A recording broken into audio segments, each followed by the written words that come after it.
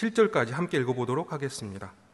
눈을 명하여 땅에 내리라 하시며 적은 비와 큰 비도 그같이 내리게 하시느니라. 그가 각 사람의 손을 봉하시나니 이는 그 지으신 모든 사람으로 그것을 알게 하려 하심이니라. 하나님이 하시는 일 그 중에 하나가 기록되어 있습니다. 이것도 엘리후라는 바른바라는 사람이 말씀한 내용입니다. 눈을 명하여 땅에 내리라. 눈이 땅에 옵니다. 하나님이 이렇게 행하신다라는 거예요. 그리고 비를 내리게 하십니다. 땅에 적은 비와 큰 비도 그렇게 하신다. 적은 비와 큰 비가 내립니다. 이건 하나님이 하시는 거예요. 그 우연이 없습니다. 자연은 하나님이 그렇게 하신 거지 스스로 그렇게 되고 있는 게 아닙니다. 하나님이 이렇게 하십니다. 지금도 이렇게 하시죠. 눈이 막 내립니다. 엄청난 폭설이 옵니다. 그리고 큰 비가 내립니다. 뭘 해야 되죠? 사람은? 뭘 해야 되죠? 가만히 있어야 합니다. 할 게 없어요. 여기 있는 말씀 그대로 7절에 그가 각 사람의 손을 봉하시나니, 봉하신다는 말은 아무것도 못하게 묶어버린다는 뜻입니다.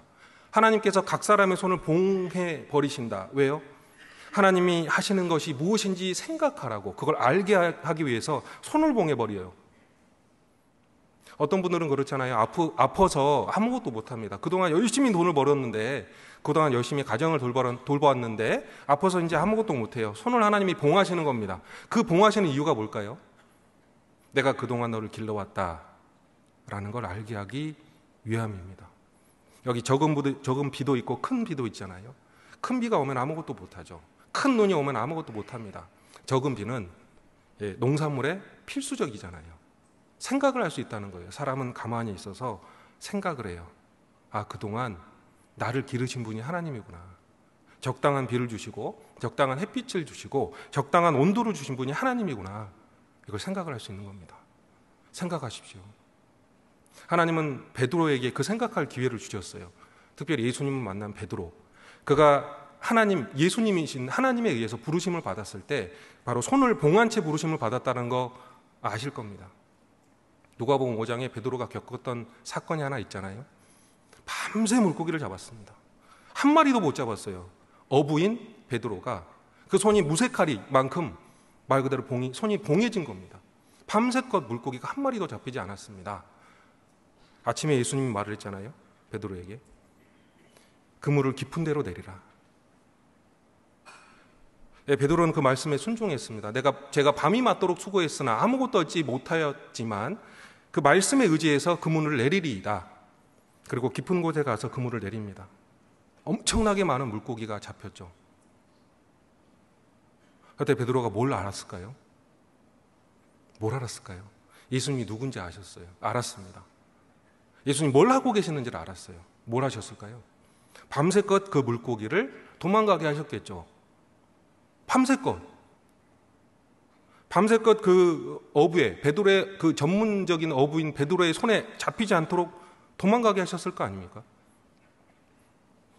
그리고 아침이 되자 저 깊은 데 모아두신 겁니다. 저 깊은 데라고 해서 그물을 내려라.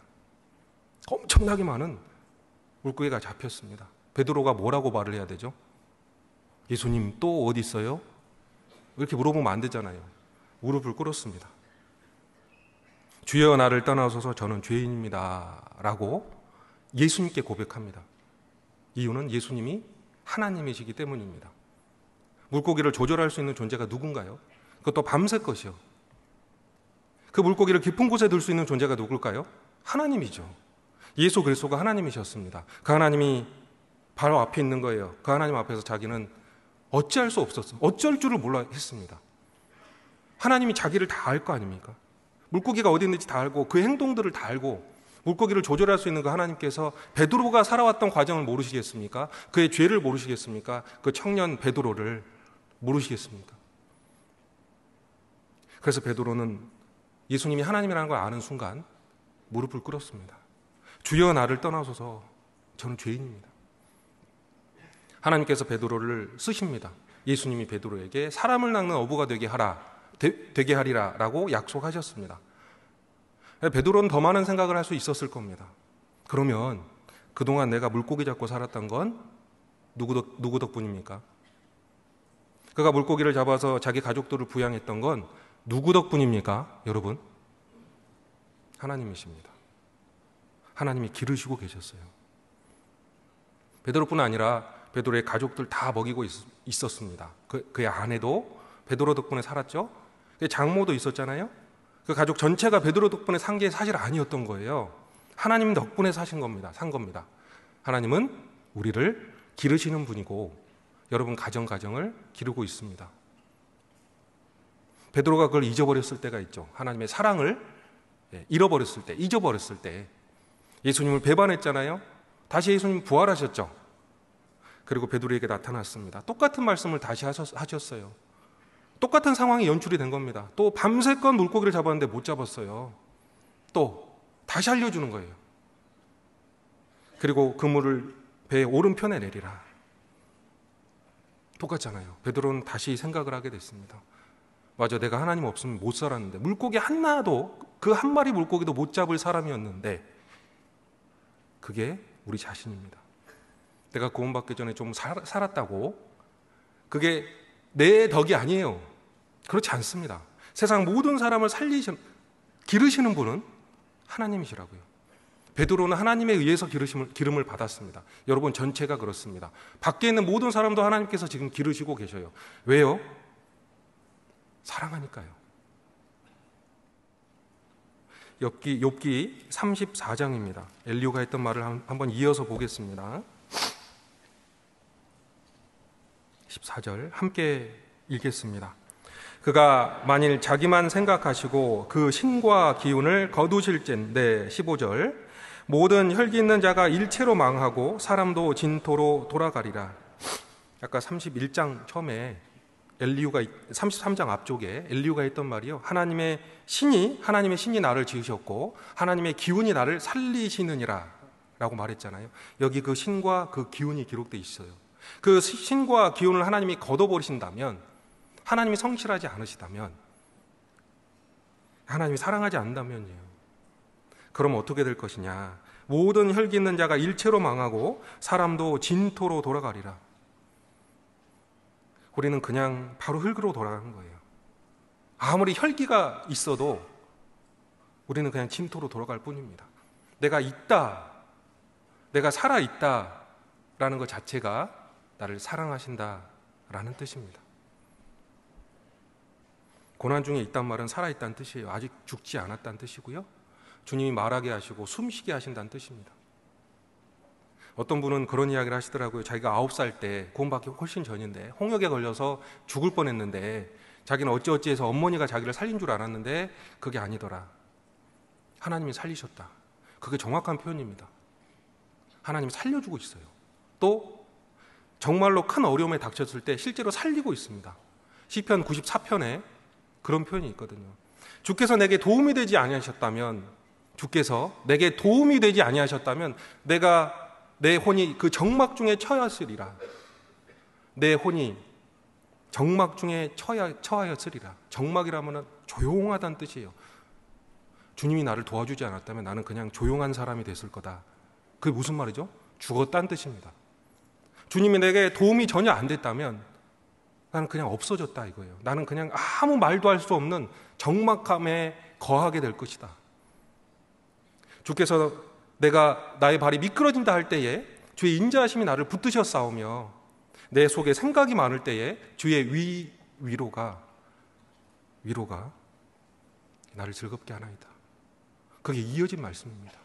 주님이 내 도움이 되지 않으셨다면 나는 그냥 흙이에요. 조용한 흙이요.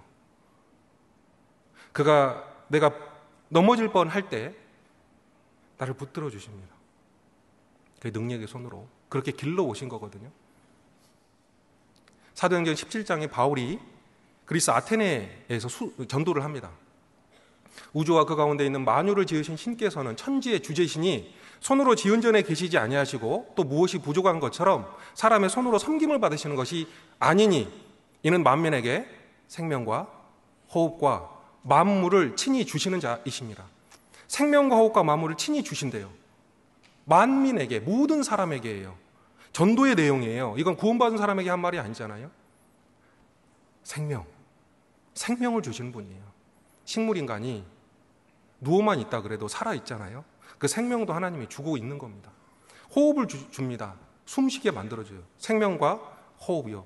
아이가 태어나면 호흡을 시작하잖아요. 그 호흡도 하나님이 주시는 거고 그 호흡은 평생 지켜집니다. 하나님이 주시는 거예요.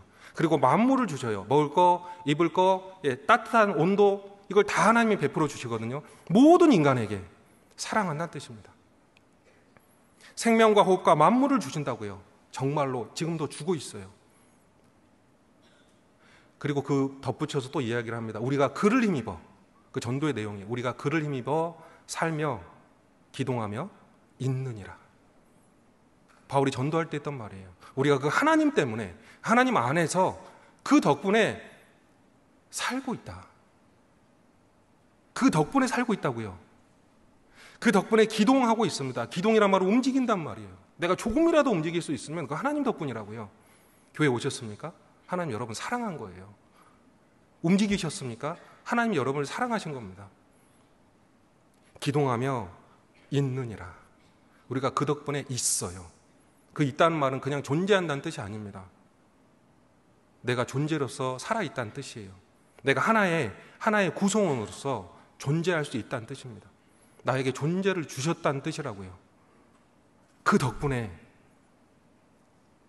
내가 살아있어요. 그 덕분에 내가 있느니라. 여러분, 있을 이유가 있습니까? 여러분이 존재할 만한 가치가 있습니까? 어떻게 생각하세요? 몇 분이나, 여러분 주변에 몇 사람이나 내가 살았으면 좋겠다라고, 내가 있으면 좋겠다라고 생각할까요? 100명? 20명? 500명? 얼마나, 몇 사람이나 내가 있으면 좋겠다라고 생각할까요? 대답하지 않으시네요. 하나님이 그걸 원해요. 하나님은 이렇게 말하는 거예요. 나는 너가 있으면 좋겠다. 그래서 여러분이 있는 거예요. 많은 철학자들이 고민을 했거든요. 삶의 의미가 뭘까? 존재의 의미가 뭘까? 왜 나는 존재를 하지? 왜? 그 단순한 진리, 예수 그리스도께서, 그 하나님께서 우리를 살려두시고 우리를 현재 존재하게 하고 그 존재를 가치 있게 생각한다고요. 어떤 사람도 내가 존재하기를 원하지 않아도 내가 존재하고 있다는 건 하나님 나를 사랑한다는 뜻이에요. 여러분이 살고 있습니다. 운동하고 있습니다. 거동하고 있습니다. 숨쉬고 있습니다. 내가 그냥 있어요, 이 세상에. 그 말은 하나님이 정말 나를 사랑한다는 뜻입니다. 전도할 때 사랑에 대한 이야기를 많이 하십시오. 어떻게 나를 사랑하셨는데? 라고 물으면 그걸 이야기해 주십시오. 숨은 쉬고 있네. 하나님이 주신다는 뜻이잖아요. 공기를, 호흡을. 움직이고 있잖아요. 살과 피를 만들어내고 계시잖아요. 그냥 자기는 먹었을 뿐인데 그게 살이 되고 힘이 되고 피가 돼서 뼈가 돼서 움직이게 만들고 있잖아요. 그게 하나님이 사랑하신다는 표현이라고요. 그게 인간을 하나님이 사랑한다라는 의미입니다. 그 하나님께서 사람을 죽도록 사랑하십니다. 근데 그 사랑이 결국 우리를 구원하는 데까지 이른 거예요. 하나님이 우리를 구원하신 데까지 그 사랑이 이른 겁니다. 하나님의 사랑은요, 마치 그런 거예요. 아이가 부모에게 엄마가 나를 뭘 사랑해요? 뭘 사랑했어요? 어떻게 사랑하셨는데요? 계속 물어봐요. 근데 아이가 자꾸 물어보니까 엄마가 드디어 공개를 합니다. 사랑을 어떻게 공개할까요? 여러분이라면 어떻게 자식을 사랑하는 걸 공개를 하겠습니까? 그 엄마는요, 통장을 딱 꺼내는 거예요. 딱 보여주고, 야, 이게 봐, 2천만 원. 너 이러면 됐잖아. 나 너 사랑하잖아. 사랑이에요? 사랑이에요, 아니에요? 사랑이죠. 사랑이에요. 2천만 원 언제 생겼어요? 엄마가 피땀 흘려가지고 모아놓은 거예요. 하루하루 장사하면서 모아놓은 겁니다.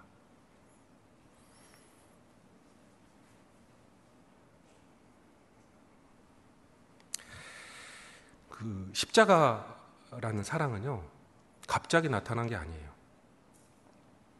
갑자기 나타난 게 아니라 그 2천만 원 통장이 갑자기 나타난 게 아니잖아요.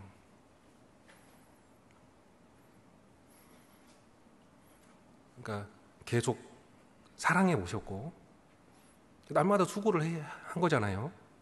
그게 통장으로 딱 보인 거잖아요. 그런 것처럼 하나님이 우리를 사랑하신 게 눈에 딱 보인 게 십자가예요. 눈에 딱 보인 게. 그래서 하나님의 사랑 언제 시작됐냐고 물으면 우리에게는 태어날 때겠지만 하나님은 옛날부터예요. 창조하기 전부터, 우리를 창조하기 전부터, 세상을 창조하기 전부터 나 자신을 향한, 우리 각 개인을 향한 사랑이 시작이 된 겁니다. 그 사랑이 십자가에서 보인 거예요.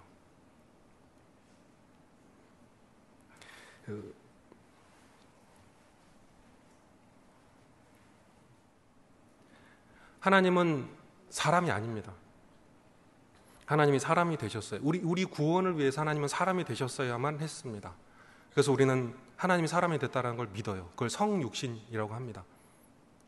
그 거룩한 하나님께서 사람이 되셨다. 인간으로 태어났다. 그 구유에 짐승 우리에 태어났다. 우리는 그렇게 믿습니다. 하나님이 사람이 됐어요. 하나님이 사람이 되는 거 여러분 이해가 되십니까? 정말 이해가 되십니까? 우리 성경 디모데전서 3장입니다. 16절입니다. 크도다 경건의 비밀이여 그렇지 않다 하느니 없도다. 그는 육신으로 나타나신 바 되시고. 여기까지만 제가 읽을게요. 여기까지만 제가 설명을 드릴 거라요. 크도다 경건의 비밀이여. 신앙생활, 경건생활이라고 할 수 있는데 경건의 비밀이 굉장히 큰데 그렇지 않다 하는 일 없도다. 그렇지 않다 하는 이가 없도다. 첫 번째, 그는 육신으로 나타나셨다. 하나님이 사람이 되셨다. 이 성육신, 그것이 경건의 비밀이라고 합니다. 그것이 사람을 바꾸고 그것이 사람이 신앙생활을 잘하게 만들어주는 비결이라고 합니다. 하나님이 사람이 되셨습니다. 여러분, 동물 중에 뭐가 되고 싶으십니까? 여러분에게 능력이 있다면 나는 동물 중에 뭐가 되고 싶으세요? 예? 사람이 동물이라면 나는 사람 그대로 남고 싶습니다. 라고 말을 많이 하실 것 같아요. 뭐가 되고 싶으세요? 절지동물? 곤충이 되고 싶습니까? 말이나 사자가 되고 싶습니까? 멋진 것 있잖아요. 또 오래 사는 동물들. 여러분에게 그런 능력이 있다라고 한다면 모기가 되고 싶습니까? 파리가 되고 싶습니까? 주님이 그렇게 되신 겁니다. 그렇잖아요. 하나님이 그렇게 되신 거예요. 하나님은 죄인을 아셔요. 사람을 아십니다. 그 사람에게 하물며 벌레며 사람인 구더기인 사람이라 이렇게 표현하셨어요. 사람을 벌레나 구더기라고 표현하신 하나님께서 사람이 되신 거예요.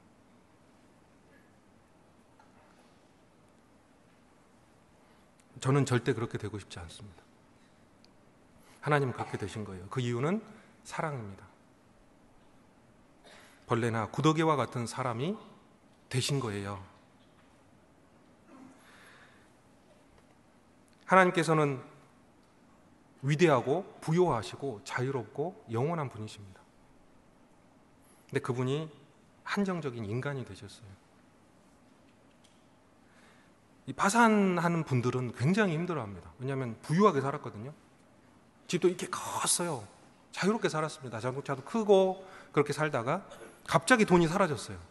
나앉게 생겼습니다. 원래 가난한 분들은요 그냥 대강 버팁니다. 돈이 있고 없고 또 없을 수도 있지, 뭐 빚이 좀 져도 뭐 그렇게 가지, 이렇게 생각하잖아요. 근데 파산하는 분들은 그렇게 생각하지 않아요. 왜냐하면 그런 적이 없거든요. 항상 부유하게 살았으니까. 하나님 완전히 부유하신 분입니다. 그가 왜 인간이 돼야 됩니까? 그렇게 낮은 존재가 왜 돼야 됩니까? 사람이 아니면, 사람을 향한 사랑이 아니면 이해가 될 수 없습니다. 어떤 이제 파산하는 사람 너무 힘들어서 살질 않아요.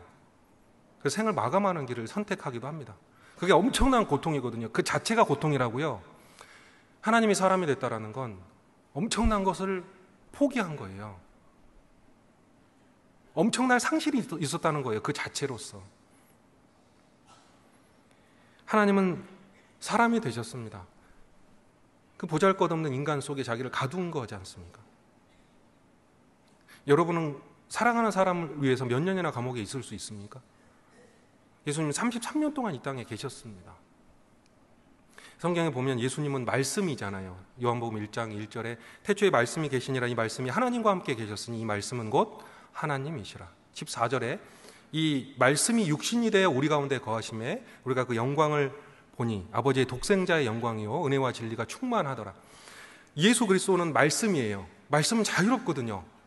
마할리잖아요. 하나님의 말이니까 얼마나 자유로워요. 시편 147편에는 말씀이 막 날아다닌다고 기록되어 있습니다. 말씀은 속히 막 달려요. 자유롭습니다. 그 말씀이신 예수 그리스도께서는 창조하실 때도 거기 계셨습니다. 그 말씀은 세계 끝까지 이룰 수 있어요. 시편 19편에 있는 말씀처럼. 그게 예수님이셔요. 그게 하나님이신 예수님 자체였죠. 그 예수님이 말씀이 돼서 그냥 사람으로 이 땅에 그냥 산 거예요. 갇혀서. 그 하나님의 사람 되심을 우리가 이해할 때 사랑을 알 수가 있습니다. 그 이유가 뭐냐 이거예요. 그럼 사랑이에요. 내 자녀가 미국에 있다고 했을 때 여러분 미국 가겠죠? 안 가세요? 내 자녀가 미국에 있다고 했을 때 여러분 미국 가셔요? 안 가셔요? 안 가실 것 같은데. 몇 번이나 가십니까? 1년에 몇 번 가실 것 같아요? 솔직히 말해 보시죠. 1년에요? 몇 번 가기 힘듭니다. 이유가 뭐죠? 가면 시차 적응. 두 번째, 가면 비행기에서 엄청 오래 있어야 돼요. 그거 얼마나 불편한데요. 그러니까 가기 싫어요. 근데 자녀 때문에 가야 되잖아요. 별 수 없이. 자녀가 있으니까. 하나님이 사람이 되셨어요. 하나님 우주를 만드셨습니다. 우주는 하나님의 작품이지 하나님이 우주의 일부가 아닙니다. 그래서 하나님 우주 속에 있을 필요가 없어요. 내가 컴퓨터를 만들면 내가 컴퓨터 속에 들어가야 돼요? 그럴 필요 없지 않습니까? 우주는 하나님의 작품이고 지구도 그래요. 그래서 하나님 이 안에 계실 필요가 없어요. 원래 하나님은 우주 위에 계십니다. 온 하늘 위에 계셔요. 그 하나님께서 이 땅에 오실 필요가 없거든요. 그 하나님이 그 거룩한 처소에 계시는데 고아의 아버지세요. 고아의 아버지. 이 땅에 고아의 아버지로 계신다는 뜻인데 사실 그것도 예수님에 대한 이야기입니다. 결국은요. 이 땅에 인간에게 직접적으로 오신 분이 누구죠? 하나님 아버지. 그분이 평강의 왕. 그분이 사람이 되셨거든요. 우주는 굉장히 넓습니다. 어떤 학자의 표현에 의하면 137억 광년이라는 표현을 쓰기도 합니다. 빛이 1초에 30만 킬로미터를 가는데 그 빛의 속도로 137억 년을 가야 우주가 끝이 난다고요. 하나님이 그 우주를 초월해서 이 지구에 오셨어요. 우린 미국 가기도 힘들고 유럽 가기도 힘들 텐데 그 엄청난 거리를 초월해서 이 땅에 오셨습니다. 이유는요? 보러 온 게 아니에요. 보러 온 게 아니잖아요. 보이러 온 거예요. 그의 진정한 사랑을 보이려고 온 거예요. 사람이 하나님 사랑을 모르니까 그 사랑을 알려주고자 이 땅에 오신 거예요. 그 엄청난 장애물을 넘어서 가장 낮은 모습으로 벌레와 고독이 같은 사람이 되셔서 이 땅에 오신 겁니다. 예수님은 오셨다 그냥 가신 게 아니에요. 33년을 사셨습니다. 여러분 왕으로서 거지로 33년 살 수 있겠습니까? 내가 왕으로 30년을 살다가 갑자기 거지가 돼서 33년 살고 죽으라 하면 죽을 수 있겠습니까? 그럴 수 있는 사람은 없거든요. 근데 하나님은 왕의 왕이에요. 온 우주의 왕이신 그분이 사람이 되셨습니다. 그리고 33년을 그 벌레나 고더기와 같은 사람들과 사셔야 합니다. 그 예수 그리스도는 다 알잖아요. 다 아시잖아요. 자기 주변에 있는 사람들이 무슨 죄를 지을지 다 아시잖아요. 예수님 베드로가 자기를 3번 부인할 걸 아셨고 가룟 유다가 자기를 팔 것 아셨습니다. 제자들이 무슨 짓을 했는지 다 아셔요. 태어날 때부터 그때까지 무슨 죄를 지었는지 다 아십니다. 그 가족들도 예수님 다 아셔요. 예수님이 장남이잖아요. 그 밑에 6명, 7명의 그 동생들이 있는데 그 동생들이 뭘 하는지 바깥뿐만 아니라 속까지 다 아시는데 그걸 버티고 사랑으로 그 자녀, 그 동생들을 길러내신 거 아십니까? 목수하셨지 않습니까? 장가도 안 가시고. 그 사랑이에요. 그냥 그게 사랑이라고요. 그분이 죽지 않으셔도 사랑입니다. 모든 사람들, 그 세상에 있는 모든 죄인들을 그냥 가만히 보고 계셨다는 것 자체가 사랑이에요. 예? 왜냐하면 그 사람들을 위해서 죽으실 것이니까. 그 사람들을 죄를 정죄하지 않는 이유가 뭘까요? 그 사람들을 위해서 진짜 죽을 거거든요. 그래서 지금 사랑하시는 거예요. 이 땅에 오시는 것도 사랑이고, 사람들과 같이 사셨던 것도 사랑이고, 죽으신 것도 사랑이고, 사랑이 그때 보인 거예요, 우리에게. 그냥 크게. 사랑은 여기 있으니 우리가 하나님을 사랑한 것이 아니라 오직 하나님이 우리를 사랑하사 그 아들을 화목제로 보이셨습니다. 사랑을 보이셨어요. 아들을 화목제로 죽이신 것으로 말미암아 사랑은 보이셨지, 없었던 게 아니라고요. 처음부터 있었다고요. 모든 사람에 대한 사랑은 계속 있었어요. 지금도 있고요. 그 사랑이 증명된 거예요. 우리가 아직 죄인 되었을 때에 그리스도께서 우리를 위하여 죽으심으로 말미암아 하나님께서 우리에게 대한 자기의 사랑을 확증하셨느니라. 통장 보여주신 것처럼 보여주신 거예요. 정말 사랑한다고 말을 한 거예요. 근데 그게 사랑한다고 말한 게 아니라요. 나는 너를 사랑해왔고 사랑하며 계속 사랑할 거다는 뜻입니다. 어떤 순간에도. 내가 하나님께 등 돌리고 있는 그 순간에도 사랑한다라는 뜻입니다. 실제로 로마서 5장에는 우리의 상태가 기록되어 있고 그럼에도 불구하고 우리를 죽으신 예수 그리스도의 사랑이 기록되어 있습니다. 우리는 경건치 않았습니다. 우리는 죄인이었습니다. 우리는 연약한 사람이었습니다. 우리는 하나님의 원수였습니다. 이 네 가지, 우리 인간이 가지는 특징 네 가지 때문에 우리는 지옥에 갈 수밖에 없었죠. 생각을 해보세요. 내가 살아가는데 어떤 존재를 만났어요. 되게 약해요. 더러워요. 나한테 해만 줘요. 그게 뭐죠? 그게 바퀴벌레예요. 그게 모기라고요. 사람에 대한 묘사가 그러합니다. 그게 우리였어요. 주변에 있는 모든 사람이 그랬습니다. 예수님 주변에 있는 모든 사람이 사실 그랬다고요. 경건치 않고 연약했으며 죄인이었고 하나님의 원수였어요. 그런데 하나님께서, 예수님께서 이 땅에 오셔서 대신 죽으신 겁니다. 의인을 위해서 죽는 자도 있죠. 선인을 위해서 죽는 자도 혹이 있습니다. 하지만 우리를 위해서 죽으신 때는 우리가 죄인이었을 때예요. 우리가 아직 죄인이었을 때 그리스도께서 우리를 위하여 죽으심으로 하나님께서 우리에게 대한 자기 사랑을 확증하셨어요. 우리가 아직 죄인 되었을 때. 그의 십자가를 보십시오. 그건 정말로 하나님이 자기 사랑을 확증하신 거예요. 보여주신 거예요. 십자가는 누가 만들었습니까? 하나님. 그 십자가는 누가 길렀습니까? 하나님. 그 예수님을 죽였던 군병들은 누가 길렀습니까? 하나님. 그 군병들은 누가 태어나게 했습니까? 하나님. 그 모든 것이, 하나님이 사랑한 그 모든 것이 하나님을 대적할지라도 하나님은 사랑하십니다. 여러분 주변에 그 어떤 사람이 하나님에 대해서 어떻게 거절하고 어떻게 대적할지라도 하나님은 그 사람도 사랑하십니다. 그분은 십자가에서 겉옷뿐만 아니라 속옷까지 다 주셨습니다. 뺏긴 게 사실 아니고요. 주신 거예요. 그 덕분에 어떤 군병은 따뜻하게 지낼 수 있겠죠. 그 덕분에 어떤 군병의 가족들은 옷을 해 입을 수 있겠죠. 사랑하셔서 주신 거예요. 만군의 하나님 여호와께서 뭘 뺏길 일이 있겠습니까? 사랑을 끝까지 하신 거예요. 자기를 못 박는 사람들을 위해서 기도하시잖아요. 그분이 지금까지 기도를 안 하셨다가 갑자기 기도를 시작했을까요? 그럴 리가 없지 않습니까? 그분은 태초부터 지금까지 창조한 이후로 6일째, 7일째 이후로 사실 계속 일을 해 오셨습니다. 사람이 범죄한 이후로 그는 계속 일해 오셨어요. 우리 어머니 아버지가 수고하는 것, 그거랑 비교할 수도 없이 큰 수고로 인간을 계속 사랑하시고 성실하심으로 대우해 주시고 지금껏 길러오시고 계속해서 구원하려고 여러 사람을 보내시고 그런 거예요. 그리고 우리에게까지 그 사랑을 보이신 겁니다. 그래서 우리가 구원을 받은 거예요. 우리는 그 사랑을 봤어요. 그 보신 분들은 그 사랑을 점점 넓혀서 나를 기르시고 나를 태어나게 하시고 또 세상에 있는 모든 사람들도 그렇게 사랑하셨다는 사실을 잊으시면 안 될 겁니다. 그걸 계속 전하는 거거든요. 시편 81편을 보시겠습니다.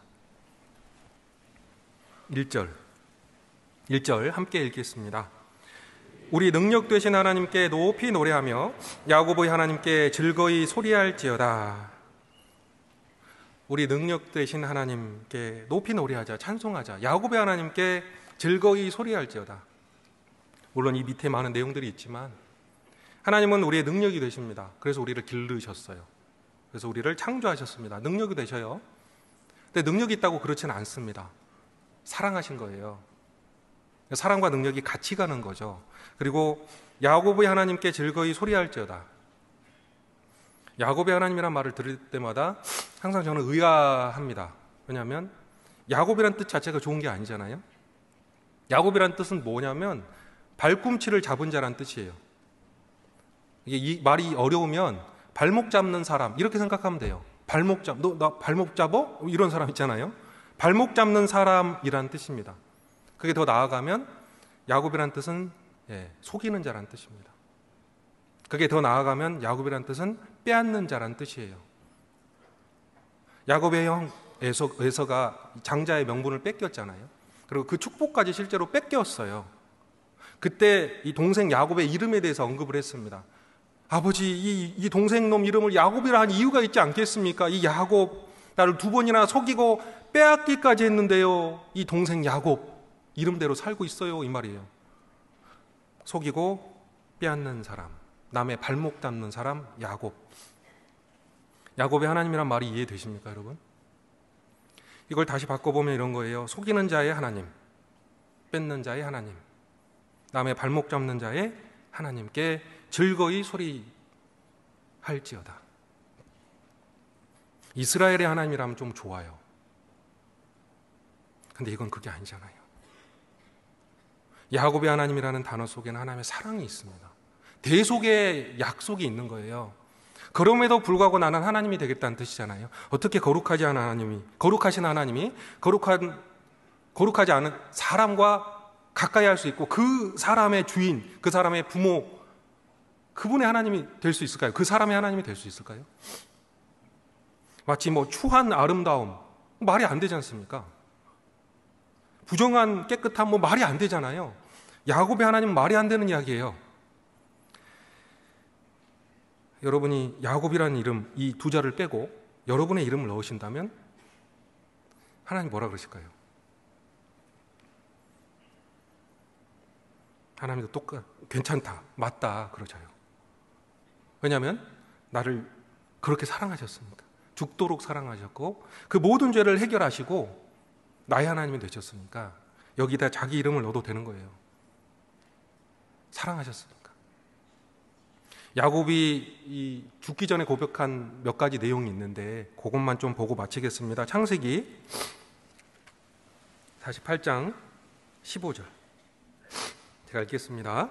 그가 요셉을 위하여 축복하여 가로되 내 조부 아브라함과 아버지 이삭의 섬기던 하나님, 나의 남으로부터 지금까지 나를 기르신 하나님. 16절 함께 읽겠습니다. 나를 모든 환난에서 건지신 사자께서 이 아이에게 복을 주시오며 이들로 내 이름과 내 조부 아브라함과 아버지 이삭의 이름으로 칭하게 하시오며 이들로 세상에서 번식되게 하시기를 원하나이다. 나의 남으로부터 나를 기르신 하나님. 남으로부터. 남이요? 태어날 때 뭘 했죠? 얘는 발목 잡고 태어났다고요. 태어날 때부터 죄인이었다고요. 그때부터 사실 길러오신 거예요. 지금까지. 그 많은 환난 속에서도 주님은 계셨어요. 욥의 환난 속에서도 주님이 계셨고 삼손이 죄짓고 연자맷돌을 돌리면서 그 상황에서도 하나님은 계셨어요. 기르고 계셨어요. 사랑하고 계셨어요. 그리고 16절에 나를 모든 환난에서 건지신 사자.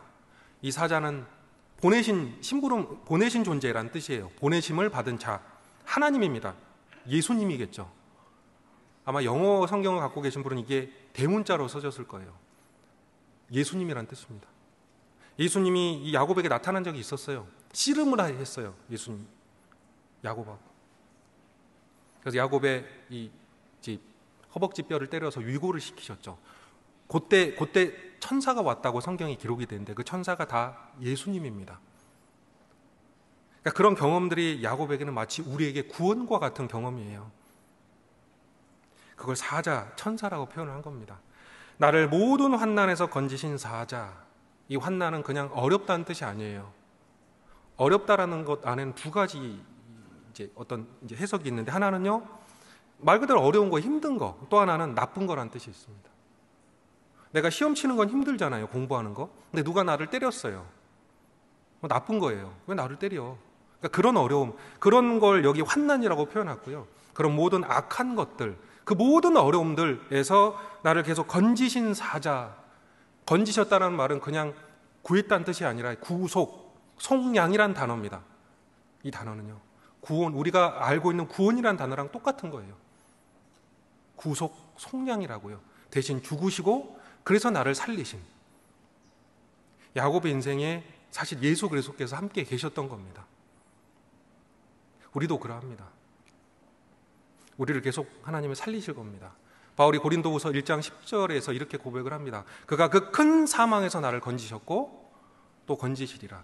이후에라도 나는 그를 의지해서 또 건지시기를 바라노라. 그 고백과 이 고백이 비슷하잖아요. 여러분을 사랑하셨습니다. 지금도 사랑하십니다. 예레미야가 3장 22절 23절 말씀에 여호와의 자비와 긍휼이 무궁하심으로 우리가 진멸되지 아니함이니이다. 이것이 아침마다 새로우니 주의 성실이 크도소이다. 하나님의 자비와 긍휼은 아침마다 새로워요. 그 십자가에서 우리를 사랑하셨던 그 동일한 사랑이 오늘도 내게 온단 말입니다. 실제로 지금. 그럼 우리가 여호와를 알자. 힘써 여호와를 알자. 호세아 6장 3절 말씀이요. 힘써 여호와를 알자. 그의 나오심은 새벽빛같이 일정하니 비와 같이 땅을 적시는 늦은 비와 같이 우리에게 임하시리라. 하나님은 나오심이 새벽빛같이 일정해요. 날마다 나오신다고요. 아침마다 나오신다고요. 나를 사랑한다고. 햇빛으로 비유가 되시잖아요. 하나님께서 이스라엘 사람들에게 축복을 주셨습니다. 제사장을 통해서 축복을 합니다. 하나님께서 그 얼굴을 너에게 비치사 은혜 베풀기를 원하며 하나님께서 그 얼굴을 너에게 비추사 평강 베푸기를 원하노라. 그 하나님은 내게 복을 주시며 너를 지켜주실 것이다. 이게 약속이거든요. 하나님은 복되십니다. 부부가 사랑하면, 부부가 행복하면 자녀를 낳아요. 자녀를 행복하게 하려고. 하나님은 행복하신 분입니다.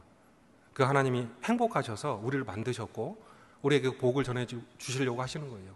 사랑. 마지막이니까 디모데전서 2장 4절이요. 하나님께서는 모든 사람이 구원을 받고 진리를 아는 데 이르길 원하시죠. 그죠? 모든 사람이 구원받길 원하셔요. 그래서 디모데전서 2장 4절에 그 말씀이 있고요. 5절에는 하나님도 한 분이시오. 하나님과 사람 사이에 중보도 한 분이시니 곧 사람이신 그리스도 예수라. 그가 모든 사람을 위해서 자기를 속전으로 들이셨으니 기약이 이르면 증거될 것이라. 예수님은, 하나님은 모든 사람이 구원받길 원하셨고요. 그래서 모든 사람을 위해서 예수님이 속전을 내셨어요. 사랑하셨다는 뜻입니다. 예? 모든 사람이 구원을 받기를 원하시는 하나님께서 죄값을 다 모든 사람을 위해서 냈다라는 말씀이요. 디모데전서 2장 6절. 모든 사람을 사랑하셔요. 나만이 아니라 모든 사람. 그래서 우리는 내가 받은 사랑, 그 사랑이 똑같이 이 사람에게도 향해 있다는 걸 깨닫고 그들에게 하나님의 말씀을 전하는 겁니다. 그게 사랑을 받은 자의 마땅히 할 바입니다.